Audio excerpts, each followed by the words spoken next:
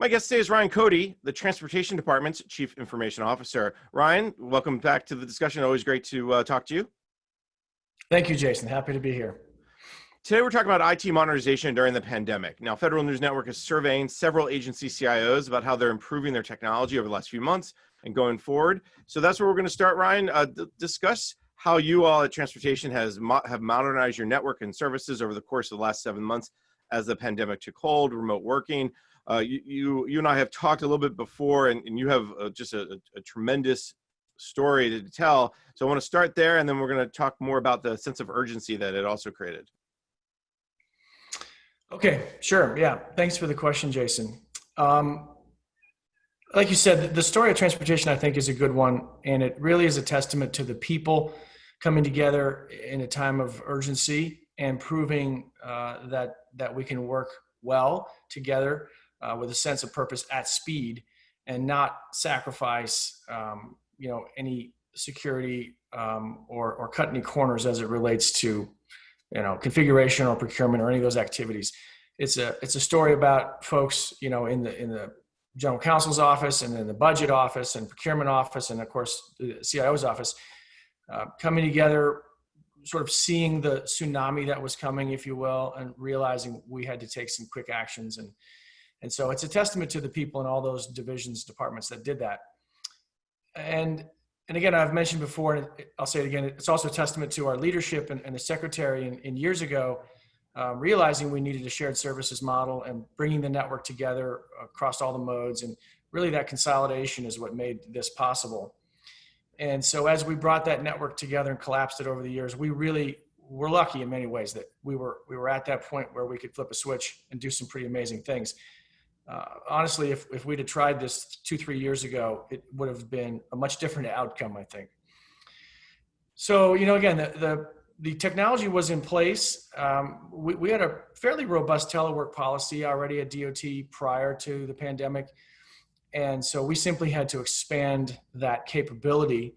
And we did that by adding, typical VPN licensing and adding VDI capacity in our VDI environment, and increasing the bandwidth across all of our connections for what we knew would be the increase in traffic across the network. But then we also really began to look at what new technologies should we acquire, implement, put in place that can sustain this for as long as we needed to sustain it, right? And honestly, back in March, nobody really knew what was coming or what was going to happen. We thought, maybe this will last 30 days, maybe a couple months. I think if we could go back in time and survey ourselves back in March, none of us thought we would still be here in October at maximum telework. And now with a very uncertain future, we don't know how much longer this will last. So pretty early on, we started to take a look at, okay, what can we do to really make this robust and secure in the event that this is a prolonged experience for everyone. So we again looked at our primary mission applications and where they lived, whether they were on-prem or in the cloud, and prioritized accordingly to those applications and the work tools that we needed to continue working the mission, right? And those are obvious. Probably first and foremost, you need email, you need access to data and your shared drives and folders and documents. You need access to the modal applications that, especially the ones the public access regularly. And then again, we said, how can we not only keep these available, but increase their performance while increasing security. So we deployed, I don't really want to get into name brands for a variety of reasons, not the least of which I don't want the enemies to know, what we're deploying. But we deployed a CASB solution in the cloud and have now locked down a lot of applications, made it much easier to connect, while at the same time giving us greater visibility and flexibility into who's connecting from when and where and how. Strengthening our cyber landscape by hardening the surface and making it much tougher for our enemies to access. Things like SD-WAN solutions, right, are perfect for this scenario. So instead of building a network that's always on, and you just keep digging the moat deeper or building the walls higher. Now you've got capabilities where you literally can build and deploy, utilize, and tear down and throw away network connections through SD-WANs. So it's really hard for the enemy to attack you if they don't know where you are when you are. So these up and down network solutions through SD-WAN products is a great answer to this problem. So when you need to connect, you make a connection to the network, you do your work, you get off. No one ever knew that you were connected. And that connection, again, temporary, completely encrypted, almost invisible to the enemy. So we've deployed that. And then again, we looked at the whole stack from the endpoint to the users all the way into the top of, I always use the OSI model as the reference from physical layer to application layer. We knew now we had a lot of people remotely connecting forever. Most of the devices we issued them and we controlled, but a large number of devices we don't. Whether they're a home computer or a home laptop or even a public computer, sometimes people will work from a variety of places. And with a VDI connection, we know we can make that from almost anywhere, from almost any device. But what we can't control is what that device might have been used for prior to that, experience, and what may be on that device in terms of threats, malware, ransomware, viruses, any of that sort of stuff. So again, we looked at all of those devices and have hardened them with new endpoint solutions.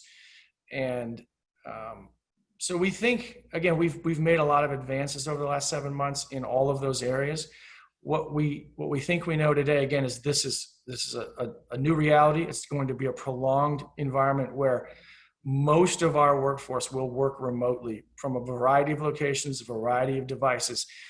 And our job largely remains the same as it always was, which is to provide our users with the tools they need to be productive, to continue the mission of the department. So now we're simply providing those tools in a slightly modified environment, and realizing we have 50,000 plus, people coming at us from different directions any given day. And all these connections require the best technologies we can find and acquire. Primarily, again, make sure the connection is as anonymous as possible. The enemy can't see it. And then beyond that, if it's visible, we secure it as best we can with cutting edge encryption technologies and secure our cloud environment. So it's been a busy 7 months for sure, but in a way it was beneficial. We've always been on a modernization journey, right? And a lot of government departments are on this, whether you want to call it digital transformation or IT modernization journey. We know we have a lot of legacy debt. We've always been trying to modernize that. And this, in a way, was fortunate because it really pushed us and forced us to probably leapfrog a little bit of our timeline, and what we had planned out a year or two from now, we actually executed in the last 7 months. So in a way, it's been good for us. I heard a really interesting take on this whole modernization journey the other day. And it just kind of connects back to something you said about timelines and pushing forward and executing and with a sense of urgency. Generally speaking, people seem to get the value of IT, where in the past you've said, hey, I'm the CIO, this IT is important. They're good. Yeah, just make sure my email works or my laptop works or my cell phone works, whatever. Now they're like, oh, wait a minute. Yeah, this IT network thing, if I don't have access working from home, I'm useless. And it was almost that realization. And not that maybe you had a huge uphill battle, but there's always some doubters, some people who have to be better educated. Did the pandemic help educate those people? And that's how you're able to kind of have that urgency? I think it did, yes. Again, as we know, just from human nature, when you're forced to accept a new reality, your mindset tends to change. And so for people who've been doing things the same way for decades and are just used to driving to the office, turning on their computer and going to work, I think we changed a lot of hearts and minds as it relates to the capability of the technologies. And another thing, though, we learned quickly was, we've always had, we think, good tools. We hope we're getting better tools and deploying the most useful tools out there. But a lot of people were not really well versed in those tools, or hadn't had a need before to use a shared whiteboard, right, or to share documents online, and different capabilities of these tools. So very quickly we stood up a large team of trainers and folks where people could access them and say, hey, okay, now I know this is a new reality. I'm forced to connect from home. I'm forced to work in an online collaborative environment. My team and I are having these meetings, but we're still not maximizing productivity because we need to share documents or we need to work on things collaboratively. So in the early stages, there was a lot of training that had to take place. And we found, again, people very eager to learn these new capabilities. When you say, oh, really? I can do that online together remotely? We're like, yeah, you can all of you edit documents in real time and see each other's work as it's happening, or share ideas, again, on a shared whiteboard space, or share anything you need to. And for a lot of people, I think they were pleasantly surprised that the tools had evolved a lot throughout the years and they hadn't really kept up with the capabilities. And now they're excited to learn that there are these capabilities out there. And again, I've seen just this almost an explosion of productivity from a lot of areas of our department, because the work-life balance honestly has gotten better. You can't argue that, right?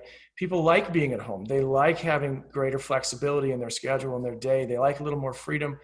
They like being able to, run to the doctor for a quick appointment in the afternoon, or run to the vet, or even to the store, something, or take their child somewhere. And they realize they can do that now and still be productive and be at home. So with this greater work-life balance, we've found a greater sense of, happiness, just sort of general happiness in our people. And so they want to fully learn these tools, maximize the capability of these platforms so they can stay at home, right? And stay productive because they kind of like this new reality. And for me, again, I've said this before in other places, I think the workplace has changed permanently and forever. I think we'll never go back exactly to the way things were. And people are excited about that.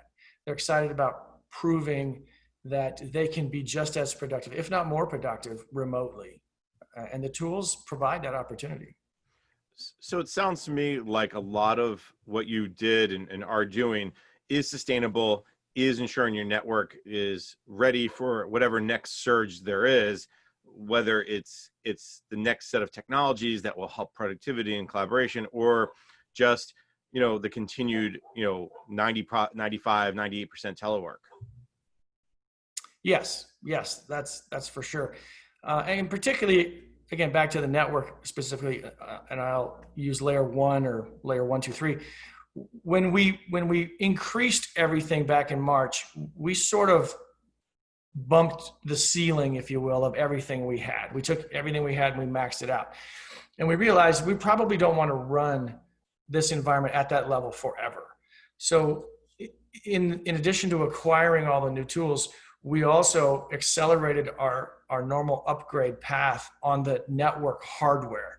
So we jumped a generation ahead, and we're actually going to be ripping and replacing a lot of our hardware to get us to a point where we could scale again if we had to. And we're getting on the latest generation of everything, whether it's switches or firewalls, and giving us an even greater capacity.